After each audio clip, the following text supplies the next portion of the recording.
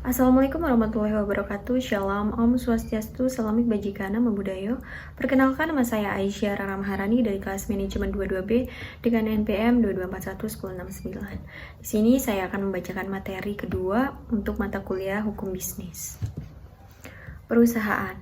Perusahaan adalah setiap bentuk badan usaha yang menjalankan setiap jenis usaha yang bersifat tetap dan terus-menerus didirikan, bekerja serta berkedudukan dalam wilayah negara Indonesia dengan tujuan memperoleh laba atau keuntungan. Pasal 1 Undang-Undang Nomor 3 Tahun 1982 tentang wajib daftar perusahaan. Bentuk-bentuk badan usaha yang ada di Indonesia yaitu persekutuan perdata, firma, persekutuan komanditer, perseroan terbatas, koperasi, badan usaha milik negara atau BUMN. Persekutuan perdata. Persekutuan perdata menurut pasal 1918 KUHP Perdata ialah perjanjian antara dua atau lebih meningkatkan diri untuk memasukkan sesuatu in bank ke dalam persekutuan dengan maksud untuk membagi keuntungan. Unsur-unsur persekutuan perdata. Adanya pemasukan in bank berupa uang atau barang atau benda apa saja yang layak bagi pemasukan, misalnya rumah, gedung, perlengkapan kantor, mobil, angkutan, dan sebagainya. Tenaga, baik fisik maupun pikiran. Firma. Firma adalah setiap persekutuan perdata yang didirikan untuk menjalankan perusahaan dengan nama bersama. Pasal 16 KUHD. Unsur-unsur firma, yaitu menjalankan perusahaan dengan nama bersama atau firma, tanggung jawab sekutu secara pribadi untuk keseluruhan, dan persekutuan perdata. Tata cara pendirian firma, yaitu otentik. Pasal 22 KUHD, pendaftaran di pengadilan negeri setempat. Pasal 23 KUHD, pengumuman akte pendirian diumumkan melalui Berita Negara Republik Indonesia. Persekutuan komanditer. Persekutuan komanditer atau yang biasa dikenal dengan CV, Komanditer Venosschaft, adalah suatu firma yang mempunyai satu atau beberapa orang komanditer. Pasal 19 sampai 21 KUHD. Dua macam sekutu pada persekutuan komanditer, yaitu sekutu komplementer, yaitu sekutu yang ikut aktif dalam mengurus persekutuan. Selanjutnya sekutu komanditer, yaitu sekutu yang pasif, tidak ikut dalam mengurus persekutuan. Perseroan terbatas. Perseroan terbatas atau PT adalah badan hukum yang didirikan berdasarkan perjanjian melakukan kegiatan usaha dengan modal dasar yang seluruhnya terbagi dalam saham dan memenuhi persyaratan yang ditetapkan dalam undang-undang ini serta peraturan pelaksanaannya pada pasal 1 Undang-Undang Nomor 1 Tahun 1995 tentang perseroan terbatas. Unsur-unsur perseroan terbatas, yaitu badan hukum, didirikan berdasarkan perjanjian, melakukan kegiatan usaha, modal dasar, dan memenuhi persyaratan undang-undang.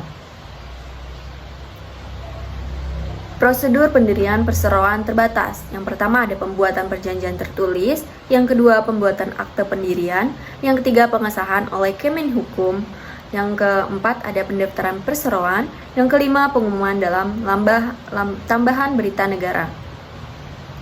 Selanjutnya koperasi. Koperasi adalah badan usaha yang beranggotakan orang-orang atau badan hukum koperasi yang melandaskan kegiatannya berdasarkan prinsip koperasi sekaligus sebagai gerakan ekonomi rakyat yang berdasarkan atas kekeluargaan. Pasal 1 huruf 1 Undang-Undang Nomor 25 Tahun 1992 tentang koperasi. Prinsip-prinsip koperasi. Keanggotaan bersifat sukarela dan terbuka. Yang kedua, pengelolaan dilakukan secara demokratis. Yang ketiga, pembagian sisa alhasil usaha dilakukan secara adil sebanding dengan besarnya jasa usaha masing-masing anggota. Yang keempat, pemberian balas jasa yang terbatas terhadap modal. Yang kelima, kemandirian. Prosedur pendirian koperasi. Rapat. Yang pertama ada rapat pembentukan. Dalam rapat ini yang perlu diputuskan adalah akte pendirian dan anggaran dasar. Yang kedua, permohonan pengurusan harus dilakukan secara tertulis oleh para pendiri kepada Kementerian Koperasi dan UMKM dengan melampirkan berita acara rapat pembentukan, akte pendirian, dan anggaran dasar. Badan usaha milik negara atau BUMN. BUMN adalah badan usaha yang seluruh atau sebagian besarnya dimiliki oleh negara melalui penyertaan secara langsung yang berasal dari kekayaan negara yang dipisahkan. Dari pasal 1 angka 1 Undang-Undang Nomor 19 Tahun 2003 tentang BUMN. Bentuk BUMN ada dua, yaitu persero dan perusahaan umum. Modal yang dipisahkan untuk BUMN bersumber dari 1. Anggaran pendapatan dan belanja negara atau APBN, termasuk pula proyek anggaran APBN yang dikelola oleh BUMN atau piutang negara pada BUMN yang dijadikan sebagai pernyataan modal. Selanjutnya kapitalisasi cadangan, yaitu penambahan modal yang disebar berasal dari cadangan. Kemudian sumber lainnya seperti keuntungan revaluasi aset. Tujuan BUMN yaitu untuk memberikan sumbangan bagi perkembangan perekonomian nasional pada umumnya dan penerimaan negara pada khususnya. Yang kedua, mengejar keuntungan kemanfaatan umum berupa penyediaan barang dan atau jasa yang bermutu tinggi dan memadai bagi pemenuhan hajat hidup orang banyak. Selanjutnya, menjadi perintis kegiatan usaha yang belum dapat dilaksanakan oleh sektor swasta dan koperasi. Dan terakhir, turut aktif dalam memberikan bimbingan dan bantuan ekonomi kepada usaha golongan lemah. Mungkin itu saja yang dapat saya sampaikan. Mohon maaf bila ada salah kata. Saya ucapkan terima kasih. Wassalamualaikum warahmatullahi wabarakatuh. Bye.